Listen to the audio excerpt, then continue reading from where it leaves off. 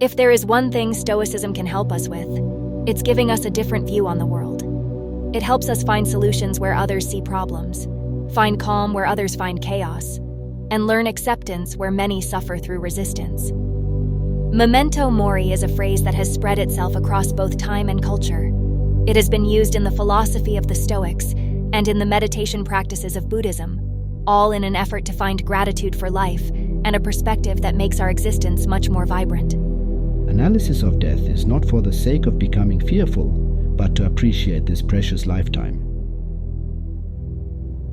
In simple terms, Memento Mori serves as a personal reminder for us to be mindful and present in every moment. It makes us remember the impermanence of life, the limited time we all have, and the fact that what we are doing right now might be the last time we ever do it. Memento Mori is a Latin phrase that roughly translates to, "Remember you will die." Not an uncommon reaction around those who first come across this principle is to resist it. After all, death is a terrible thing, isn't it? Why would anyone want to spend time reminding themselves that they and everyone else around them will eventually die? Despite how it sounds, reminding ourselves of our deadline can have a profound impact on the way we look at our lives and the appreciation we have for even the most ordinary things. After all, we will inevitably die. That's a part of life. Nothing's permanent. Our time is limited, therefore our life will come to an end someday. I joyfully await the exit, and I hope never to return. The ancient Stoics and Greeks teach that with a good reminder of our own and others' mortality, one can learn how to live a life of resilience, good health, and general well-being. Thus, thinking about death can help you live a better, happier, and more present life. Let us prepare our minds as if we'd come to the very end of life. Let us postpone nothing. Let us balance life's books each day. The one who puts the finishing touches on their life each day is never short of time. As Epictetus stated in the dichotomy of control, some things are within our power and some things are not. A life in which one spends their energy trying to change the uncontrollable is bound to be one of frustration. A life in which one focuses only on what is within their control is one of effectiveness and progress. Death is the most important event of life that we have no control over. We might be able to delay it through various methods, but it will find everyone no matter that we are ready or not. To the practitioners of Stoicism, death is not something to fear, avoid, or hate. It is something to accept.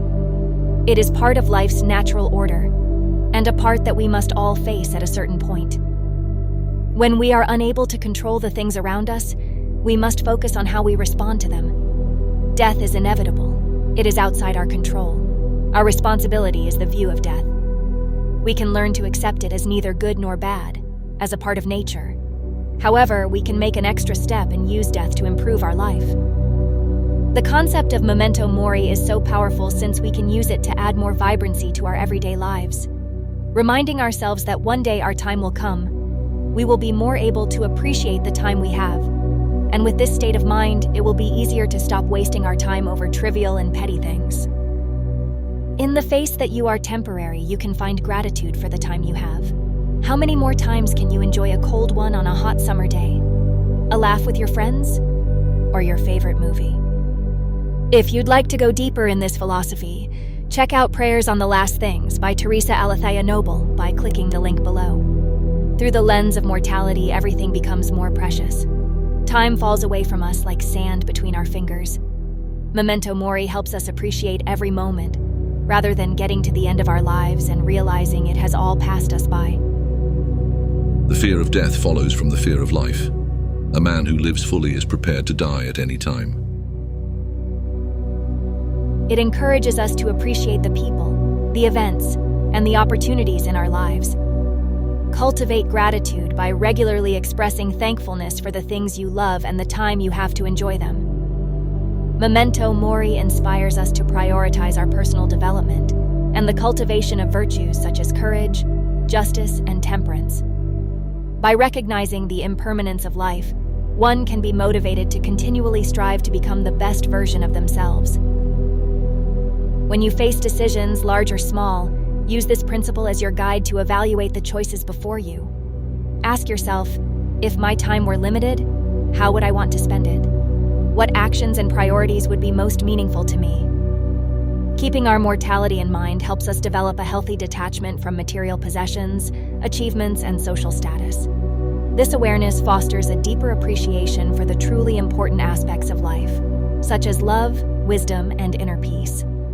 Memento Mori can also encourage us to take risks, face our fears, and pursue our dreams, since by remembering that our time is finite, we may be more inclined to seize opportunities, explore the unknown, and step outside our comfort zones. Let each thing you would do, say, or intend be like that of a dying person. Human nature is chaos. Over time, it will influence us to act like we will live forever. It will normalize our lives and make it easy for us to take it for granted. This chaos is balanced by the order we apply through conscious thoughts, awareness, and gratitude. This order helps you appreciate what you have and prevents the primitive nature from thinking that you are immortal. Order, however, is like working out. You cannot expect to do it once or twice and stay fit. It requires constant maintenance, or we risk slipping back to taking life for granted and behaving like our time will never come, inevitably being shocked and maybe regretful when it finally does. You could leave life right now. Let that determine what you do and say and think.